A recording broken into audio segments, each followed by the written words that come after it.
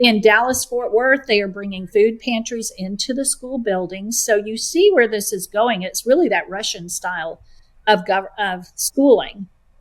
So that's where we're headed. It's just, well, and you know, when you start in Arizona, I was thinking we have free breakfast, free lunch, and aftercare program for our Yes. kids. But the time you spend with your child, it's non-existent anymore. You just put your kid to sleep pretty much once you've got them into that institution. It's like you're having a child and you just give them away for somebody else to raise. And that's a very big problem.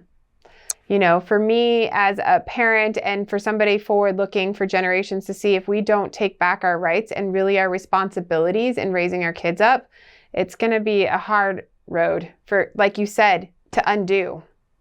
It's going to be very hard to undo. And, you know, we're doing a lot of universal screening on our children too. And I think that's where the clinic is going to come into play. There are a lot of mental health bills being passed in our states, and everyone needs to be aware of that. In Georgia, our first mental health bill was the framework for the next 10 years of mental health bills. Wow. So within that bill, there is an ability for the school we're going to focus on the school, to do universal screenings on our children starting in infancy. Now, why would that be?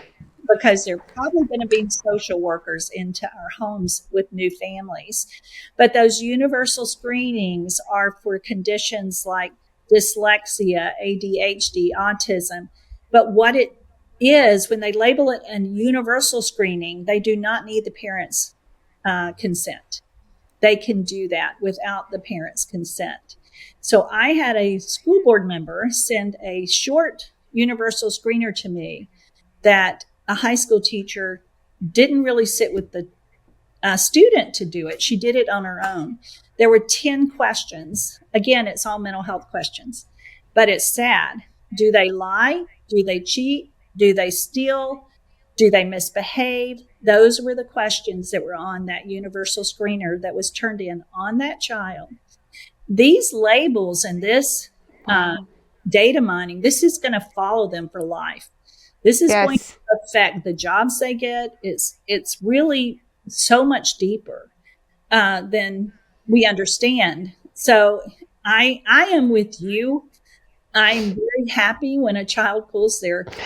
That's why I love being on the advisory board of Public School Exit. I believe there is a need to protect our children right now until and if this can all be changed. I do know parents that can't pull their children for many reasons. So we need to support those parents. So that's actually why I love working and talking to you, is because I am so on the other side of just leave, do what you have to do, get a night job. I don't know, do whatever you have to do, but get your child out of that system, because, it's scary as a parent, but there are parents, single moms that have to work. I mean, my heart goes out to them, because if I was not blessed with the fact that my husband does have a job, yes, I do work, but it's not as much. And no, I'm not using my college degree, and that's a whole nother topic. But moms should be with their child, but in the cases where they cannot and they have to work, right, that's where public education comes in. But if they don't know these things are happening, that's where truth in education comes in, is they have to be able to have a resource where okay, this is happening. I need to opt out of this. Like, no, you may not take my child down to the health clinic and vaccinate them for yada, yada, yada, but that's a good point. And you can opt out of the health clinics. That was the next thing I was going to talk to you about. There is a form, and you can opt out of those health clinics, and we recommend you do. But that's different for every parent. But anything you can opt out of at school is a wonderful thing. So it's just one more step. Well, they shouldn't be teaching all of this stuff. It should just be, what they're there for. So writing, math. Yes. Well, in reality, they're not teaching that, are they? No. In fact, not anymore. You just pulled up a percentage on nationwide percentage, right, Brittany? Yes, and I can't. Oh, you're It going to was, quiz me now. it was I have 40%. to go back and look through my article. It was But it was. that can actually Do you read. have it? Yeah, 43% of students nationwide can read. But I'm going to Yes. tell you that's not their goal for them to read, write, and do math. Their No. long-term goal is these children are going to be global citizens who take care of the earth. And whatever math you use is going to be used to determine climate change. Whatever reading you use or critical thinking is going to be used for media literacy, which is in our schools now. But media literacy is not what you think. It is for them to come against what we believe is true news, and they're going And to be, make misinformation out of it? yes. So Wow. this is where we're headed long term. So this is not reading, math, and arithmetic. This is a total a re-education camp, really, and it's harming our children mentally, and also they're being uneducated. You know, it's sad because God created us to learn, and Yes. our accomplishment is where our self-esteem comes from, but they are not accomplishing anything. So, and this is not just the lower income schools. This is all schools. This is global, but it's certainly national. So if you're stripping away, because that's in essence what's happening, you take a child who is, pure and has all this potential, and then you put them in this system that's regulated and you strip them away from top to bottom, they just become confused, very controllable citizens that are disposable. I mean, it sounds terrible. It sounds like something from a science fiction novel, but we're here. Yes. I get in trouble for misinformation constantly. I'm the misinformation queen. I can't keep a social media account alive because I say something and it's like I violated the community service and I didn't even say anything. But there's people on the other end that don't want others to hear this. And that's why I think things like this are so important, because parents really do need to know that we're not cuckoo for Cocoa Puffs. And this isn't just one big conspiracy theory. If you take the level up to who's funding these big projects, it will become clearer. It will become very clear. And we truly are creating human capital. There's actually a human capital index, but I didn't go there because it was on the World Bank, but I have collected a lot of information on it. It's so interesting that you say that, because I was just talking with Diane Douglas, and she used the term, she used the term human capital when she was a superintendent, they were talking in their board meetings. And even down in Phoenix, when they were talking government, they would talk about the children as human capital. And Yes, that's a big term. And I'm in my small group in Bible study. It's great. I have a mix of younger women, but guess what? She called children humans. So change the vocabulary, you change the world, right? So you're beginning to hear human now more than you are boy, girl. So it's very interesting at her age that she's picked up on that, because that's what they're being taught. But it really does remove any type of bond. You're just a human. And or as parents, you're not supposed to say mom, dad. Yes. So, yes, human capital. We are creating a workforce, and there are already schools putting our children on a certain path at a certain age, and they're headed in that direction. But this has been happening. I mean, I think what I also want the viewers to see is that this has been happening for a very long time. Yes. And even down to when I was a little one, and before that, the GATE classes, and this is another conspiracy theory that you can dive into, but GATE classes, AP students, maybe were the people that weren't easily controllable, so that they put them into a different group, and they wanted them to kind of filter them into the FBI, the CIA, that kind of thing, because they were the thinkers that weren't easily controllable. So we have to control them in a different way. But this has been happening for so long, Rhonda. It's just... This is a word becoming... They're calling our children. Yes. So they can control yes, they are. And they're doing it through algorithms on their computers because of you can tell how much anxiety a child has through their mouse when they're doing math. Of course, they have the camera. If a child or a class is not going in the direction they want them to go, they just change the algorithms. I am not saying that there aren't good teachers. There are, but they're not aware really of all of this. Oh, no, they don't. Unless you have an awakening moment, they don't realize what they're doing at all because they've been trained and conditioned to thinking that they're inspiring and helping and, And they're only doing a piece of it, right? It's a much bigger piece of the puzzle. I had a Christian principal call me. He was so upset. And he had thought about suing the school system, but he was so close to retirement, he decided not to. But the superintendent, and this is not unusual, came into his office and forced him to change grades on students.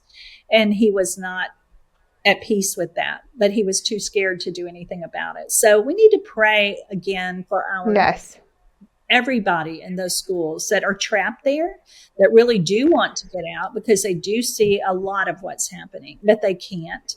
We need to pray for the parents that have children that have disabilities, many from vaccines, I believe, and those that aren't, that they just can't physically or financially take their children out. So I think we need to raise up a group of women my age. Grandmothers need to get involved again. Grandmothers need to become more of a part of those younger families. We need older women that can mentor these moms because they need it. I would love to see that. That would be amazing. Wouldn't that be amazing? And it would be. Yeah. So I hope that that's what's going to happen. I talk about that every time I speak because we never stop, right? God has a purpose for us until he takes us home. And we need to come alongside these women. They haven't been taught in our churches, really, even their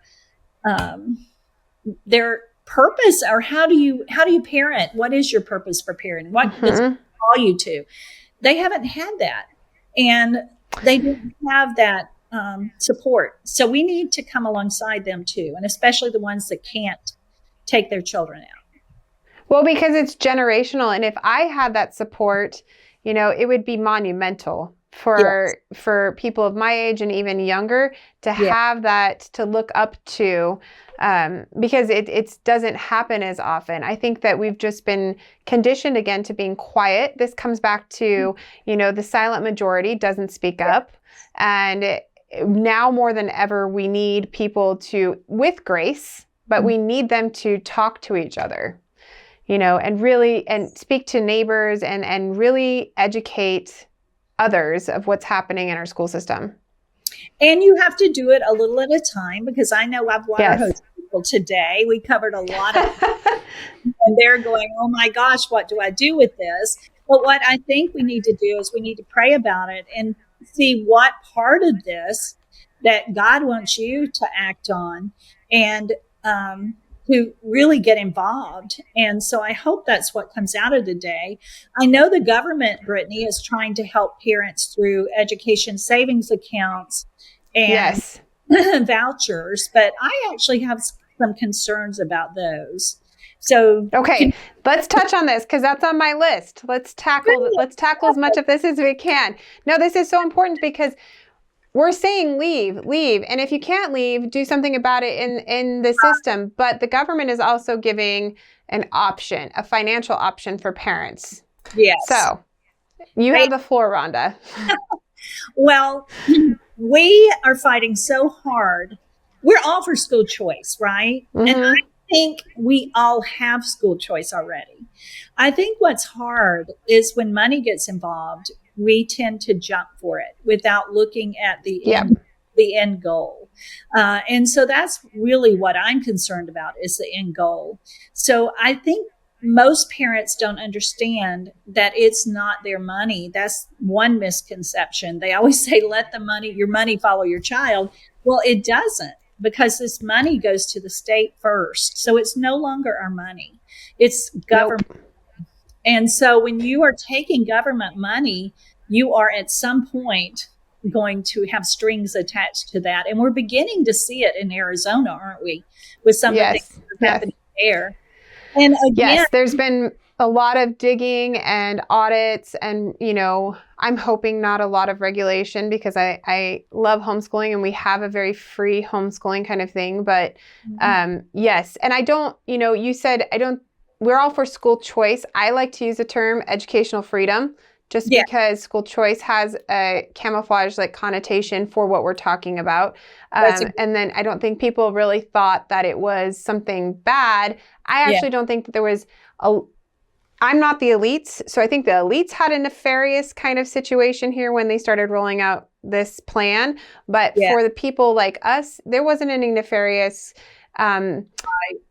plan from us. It was just we wanted educational freedom, but it's under the guise of control.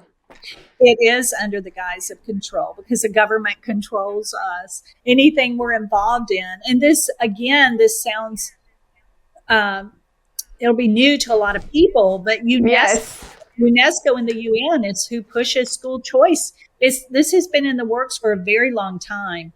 And so their goal in everything they're doing, much of it is equity. So they can gain equity through education freedom because we're all going to be on the same level. And Yep. that's what it is. It's all about bringing homeschooling, private and Christian schools under the umbrella of public schools. And when that happens, at some point, the government's going to step in and we're all going to be learning the same thing and we're all going to be assessed. You've got to have some kind of assessment in order to keep that money. You can't just take the Oh, money yes. and not prove that you're learning. So I would say that based on the tests that are taught and are given in our public schools, that homeschoolers will not be teaching to that test. So what's going to happen when they have to step up and take those assessments? The outcome's Yes. not going to be good. So Well, I think it's going to be one of two things. So in my homeschooling world, there's like 3 types of homeschoolers. So I think this has to do with how you homeschool your child too. There's the type that is very book oriented and, they're very structured. There's a type that totally don't teach and it's like unschooling. And then there's like a middle that is kind of balanced in both worlds. You're either going to test really well or yeah, you're going to fail. Like I don't feel like there's much gray as far as if we're living up to the standards, because you're going to have the homeschooling families that are really above the curve, or right, those, I wasn't a good tester. So this is that kind of thing too. I just generally didn't test well. right, But I also thought outside the box. I wrote my own answers on the side, right? Like, this is crazy. Here's my answer. But that's how my brain works. But to come back to that, in Arizona, I don't know how Georgia is, but we already have verbiage being used from the investigation that if you are taking ESA money, there will be, your child we have to know 3 things. A, that your child is being taught the curriculum that you purchased. Well, how are they going to know that? That's the big question. How is government going to know that you are teaching your child the curriculum you purchased unless there's some sort of assessment, in that package? yes, And then the second one, I think, was that they test at the level that so there is a test. And then yes, that's when we see things like, I know Alex hits on this in Sweden, where government comes in, CPS gets involved, and, you have people looking into your life about how you're teaching your child. And it seems far-fetched for a lot of families but that's why we need to talk about it more, is because they need to know the history that this has happened before. Arizona might have been the model, but then Florida adopted it. I don't know where Georgia's fighting no, vouchers still, right? we actually passed our first school choice ESA bill this past session. It's really more of an equity bill. And that is something I think we need to think about too, is it's for the lower performing schools. But and I'm just going to say, most of those parents will never take advantage of it because they cannot afford to move to another area where there's a better school. It only Interesting. provides $500 a year for transportation. And quite honestly, so many of those families are struggling to survive that not all of them, I grew up this way, are focused on education as much as we would hope they would be. So we know that some people would take advantage. But what's going to happen to all that money, too, that is not going to be used? And I believe that Arizona uses the iWallet. I believe is we have, it's Class Wallet. Yep. Yes, that's the Class Wallet. So parents, Mm-hmm. homeschool parents and private school parents, all their data now is being tracked, which they never have Yes. before. So now they're creating a social credit score on them too, which is what they're doing already in our public schools. This is Yes. all data to create a social credit score. So I hate it, but homeschoolers and Christian schools and private schools that have so fought to have that freedom are unknowingly or knowingly giving it up by allowing the state to track them and to collect all this data. And so Yes. that will come back for their child. And you're really, truly giving up that freedom. I am with you. I would love everyone to pull their children because I believe the school is on fire, but we have to be careful in how we do it. But the good part Yes. is the quiet majority is doing that. We say parents aren't listening, but I think it's 16% or more that have pulled their children now and are homeschooling quietly. They're quietly Yes. moving their children. So they are moving and they are pulling. And so that's And it's only the trajectory is continuing to go up from what I'm seeing. It's just a momentum that's going to continue to go up, which is a good thing, but it also might call for more regulation, which is the downside of it. But as long as we can be smart about not taking government money and, homeschooling privately, because, and Rhonda, I don't make a ton of money and we live, modestly. It doesn't cost a ton to homeschool your kids. So I think that's something that is a misconception, that parents think you have to be very well off to homeschool your children. You don't need the latest curriculum. You can go to the library. You can buy pencils at the dollar store. It doesn't take a lot. You do have a lot of, it maybe is more work than buying a curriculum, but that's our job, right? So maybe a harder aspect of this is our responsibility. That's right, Brittany. And back to what you said, that you're not using your degree. Yes, you are. You're using your degree for your family and for your children. Yeah. Most people don't use their degree for whatever the degree is. They usually go into something different. But you prepared yourself, even though you didn't know it at the time, to be there and support your family through the knowledge that you've gained. And you can pass that on. And I just agree with that. You are using your degree. And God has a plan. So in a different way, Yes. And I love that. I think parents aren't used to sacrificing. Many of them. Many are. Yes. They sacrifice every day. But we're not taught to sacrifice for our children either. So to live on. Well, we live in an environment now where we're supposed to seek out comforts and ease and efficiency. And that's why these people at the top are prying on that. They're prying on these ideals of this fast-paced society, order food here, call in this, send your kids to the health clinic. And when we bite for that cheese, it kind of, it just takes away our rights, It does. We're slowly giving them up willingly. That's but so we've talked about SEL, HVHCs, and ESA and school choice. Yes. We covered what? We covered a lot. We did. I do want to touch on something that is very current, though, because you were in North Carolina, just because I feel like it's so important after the hurricane. And what did you do to help in that? Because there wasn't much from FEMA. I'm just going to spill it. We're water hosing everybody right now, but there wasn't much there. So we needed people to come in and really, help with the rescue efforts. And it's super tragic. So what did you do in North Carolina and what did you see? What was your experience like? We collected donations and went to North Carolina. A friend of mine has a friend that lives close to Asheville. And so we all followed each other up. Our cars were loaded, and she introduced us to a pastor there.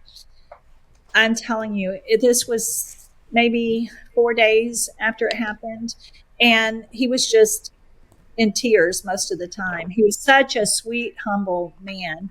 And he took us around and showed us a lot of the different areas and told us some stories. And honestly, there was very little help coming in. Citizens and really, some other groups were beginning to come in and to help, but there truly was opposition to them being there from our government.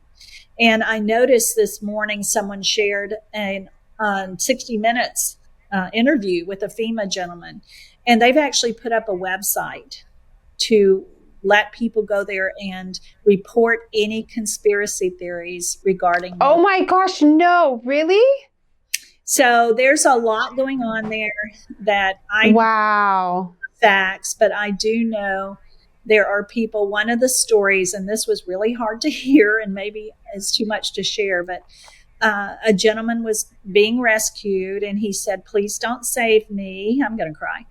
He was buried almost, up to his waist or further in mud. And they said, "Why?" And he said, "Because my family is not here." And they said, "But you don't know. There's a lot of people that haven't been found." He said, "Well, they've been scratching at my feet for 3 days." So there are some horror stories. And oh my gosh, not gotten the help that they needed. And in fact, it has been. Now, this is my opinion, but it's from people that are there and are working there.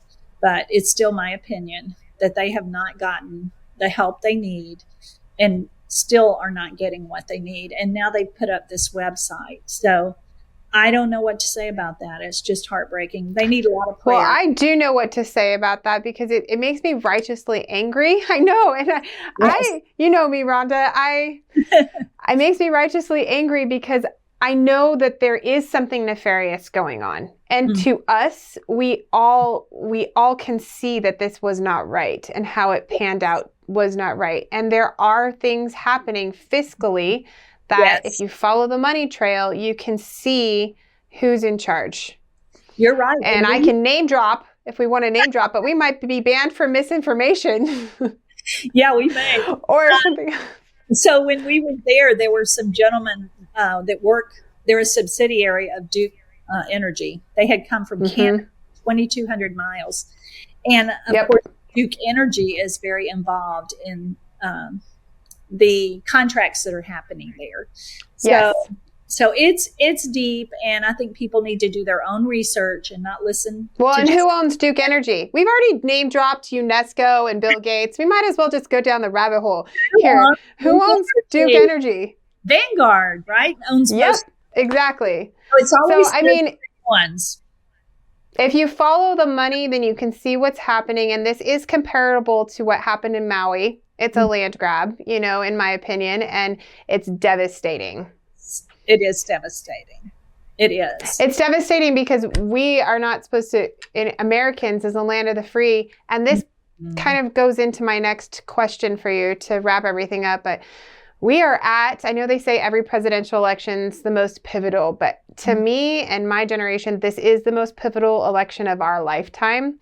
And I really want to press for people listening to all of this, that when you do go into the polls and you do cast your vote, to vote biblically, vote for your morals and your values and your ethics in a biblically fashioned way, because that will be your most powerful tool. And in the case of like North Carolina and what's happening, it just shows you how powerless they think. I mean, honestly, taking away all our rights, affecting our children, stripping us down. It's just to take away all of our power so they can control us in every shape and form. Yes. I know that was a lot. That's my conspiracy theory. Well, it creates fear, doesn't it? So we see that happening in all different areas, like pro-life. They've arrested people. So their goal is to cause fear that will shut people down. That's part of their goal. And I think it's so important for us to vote. I mean, it is a right that we have. It's part of our liberty and our freedom. And there is no perfect president. And of course, truth in education is nonpartisan. I recommend people getting out the Democratic platform and the Republican platform. If you just look at those and see which one is more biblical, we have to put aside personalities. Yes. We have to look at what each person has accomplished and what they've shared with us that are their goals as they move forward.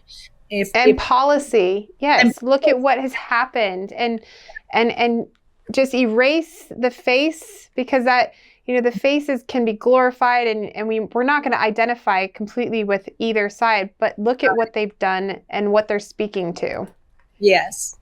Yes. It's so important to do your own research and not listen to sound bites.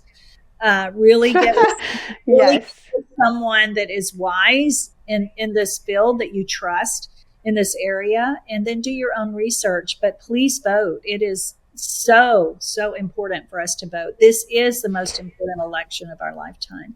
So I don't know if you can answer me this question, because this is actually something that I'm wondering, but specifically voting, what happened to all of the voters in North Carolina? Are they making, and these other places that were affected by the hurricanes, do they have a backup plan for the ballots? There was something that was put out for North Carolina, Florida, and I think Tennessee. I haven't had a chance to look at it, but there were some provisions made for those voters. Good. So that's good. Okay. Yes. So their votes aren't just going to, disappear. Hopefully not. They actually. Okay. Hopefully not. But they did try to do something, set some provisions for them. So that's good. Yes. Oh, good. So. Well, I just appreciate your time so much, Rhonda. And I know that for the people that are tuning in, this was a lot of information, but it's a lot of good information, and it's a really wealth of knowledge. You guys need to go to Truth in Education, their website, so that you can see all the ins and outs of what parents need to be aware of in the system, because not everybody can homeschool. And I understand this. So I wish everybody could, but they can't. And so if you are one of those parents that's what I would call stuck, you need to be aware of the issues and who is in charge and who is generating these issues. Yeah. You need what do you think, Rhonda? I do. I agree with you 100%. We need to look for those red flags. We really need to talk with our children and learn as much as you can about these topics, even if it's just surface, because you're able to then share that with your child and have conversations. So yes. I think it's very important to do. So, and if there's a biblical worldview class at your church for teenagers, yes. I would enroll them for that, or find someone that will lead one and try to encourage them to start one in your church or even in your community. So there's a lot of things we can do, guys, but we can't be paralyzed. God calls us to be his feet. So we can't be fearful. We can't do everything. We can do something. No, I mean, in that, I was thinking about this on the way over to the studio today. Just the fact that if you can just talk to somebody about it, just a little bit. Don't be paralyzed. Don't have your head in the sand like an ostrich thinking this won't affect me, because it might not affect you now, but it's affecting your neighbors. It could affect children that you don't see. And if we don't start really having dialogue, even if it doesn't, people don't want to hear it at first. It just needs to be said. Mm-hmm. That's a great point. That's a good point. Yeah. We need to talk. We need to share. We can't do. We got to get it out there. And we need to pray. And I know everybody's praying. So whatever God's will is, we will accept it. And until then, we do what he calls us to do, right? We just need to be obedient. So obedient, yes. And know that there are resources like Truth in Education to help you through this storm. Yeah. Yes. Hey, do you want to end in a prayer since we're talking about and pray for all the people that are tuning in today? And I'm not very good at leading prayers, so if you want to. I would love to. Okay, let's do it. All right. Father God, thank you for this time that you've opened up our calendars, Lord, that we could be together, that we could share information and just really have a conversation, Lord.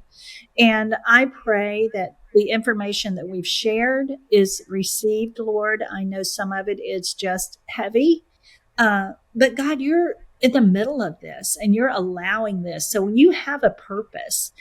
We just have to do what we need to do daily that you call us to do, Lord. Thank you for allowing us to even be a piece of this puzzle.